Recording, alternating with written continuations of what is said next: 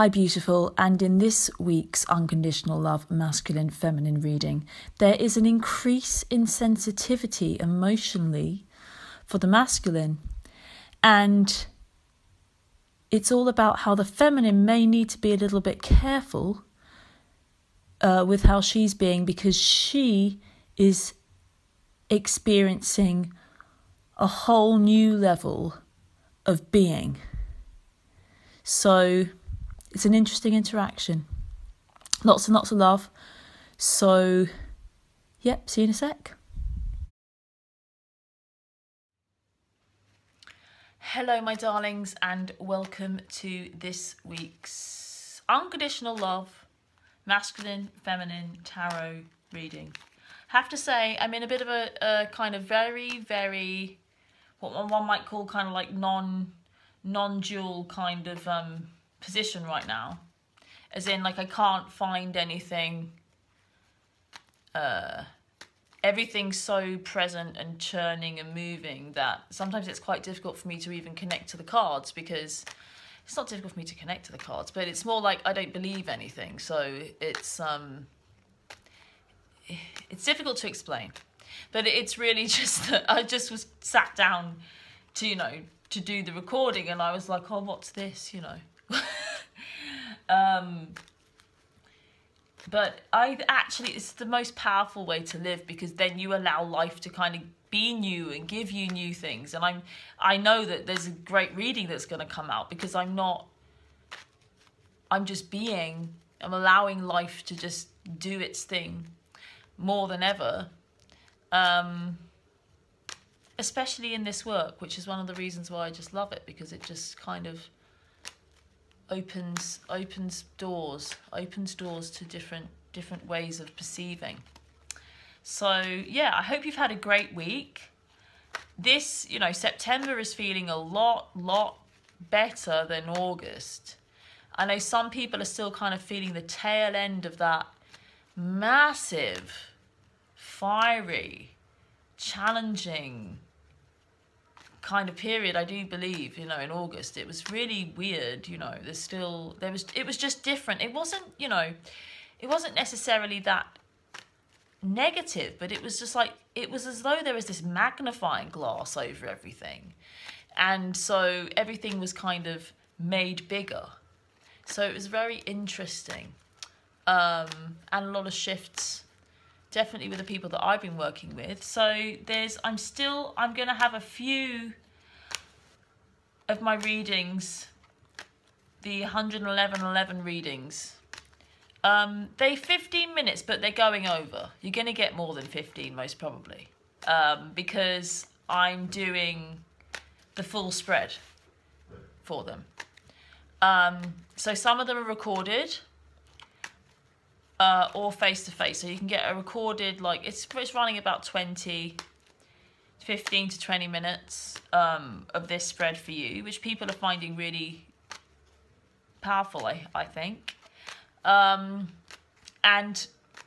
I'm not sure. I think it's probably going to be a week. I'm going to put on the scheduling. It'll only be till the end of September that they're available, and there might not be that many in there. And I'm probably going to make this probably just the next week they're going to be available, and that's it to book. And then I'm going off. They won't be available at all. I'm not going to be doing any of the shorter readings. So if you want one, go for it. But I can feel like it's kind of coming to an end now. So those are going to not be happening.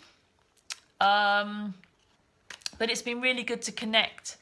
I really enjoy it because I get to connect with some different people, and it's been great. It's been really good to connect with some of you, and I want to thank you that have connected in that way. It's really nice. People that have been following for a while. Sorry, a little bit much chat, too much chat maybe. Oh, what have I done with these cards? I have done something weird. No worries. Just split them in half. So, let's stop chatting and get out these cards.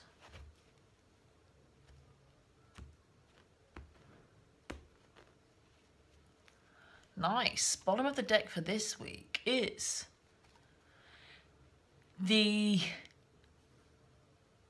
what I call the matriarch card, the extra piece of art in this Centennial Rider-Waite deck.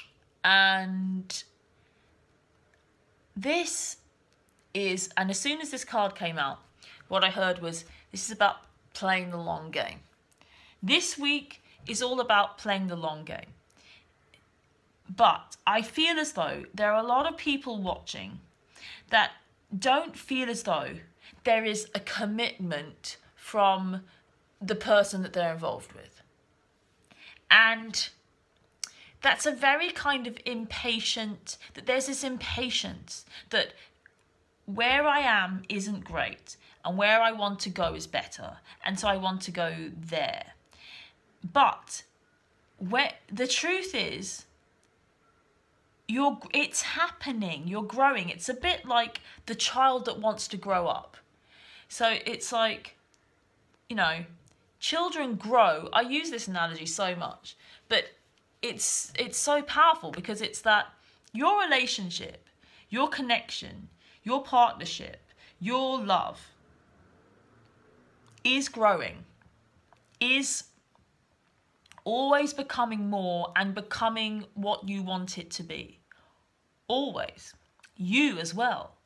But you just don't notice because you're in it every day. And I don't know if anyone has kind of noticed this, and I noticed this with people. So I work with a lot of people in a lot of different situations. So I've got some people, I work with people in relationships, twin flame relationships, what I call unconditional love relationships. I'm not interested. I work with people in what I call unconditional love relationships. It's like I love them unconditionally. I'm aware of that my love is there, my love's never going to go anywhere, and so I need to align, basically, I need to align my life and my thoughts and my understanding with this unconditional love that I have for this person that maybe I shouldn't really have unconditional love for. It doesn't make sense. They don't give me what I want, they don't give me what I need, or it's challenging, or it's not a normal relationship, or this, that, and the other. So those people. So there are different, you know, I work with people in different stages. I've got people that are like in relationships or kind of like together or in union or whatever you want to call it. I work with people that have kind of got a non-committal. So it's like maybe they feel like it's just a sexual relationship, or it's some kind of extramarital thing which stops it, or there's some distance between them, or there's some this, that, and the other. All of these are the same, let me tell you. They're the same. These are just circumstances that kind of like been given, but I can tell you when I get the cards out, like what's actually happening is not dependent on the situations, are kind of don't really matter. And also it doesn't change. You know, the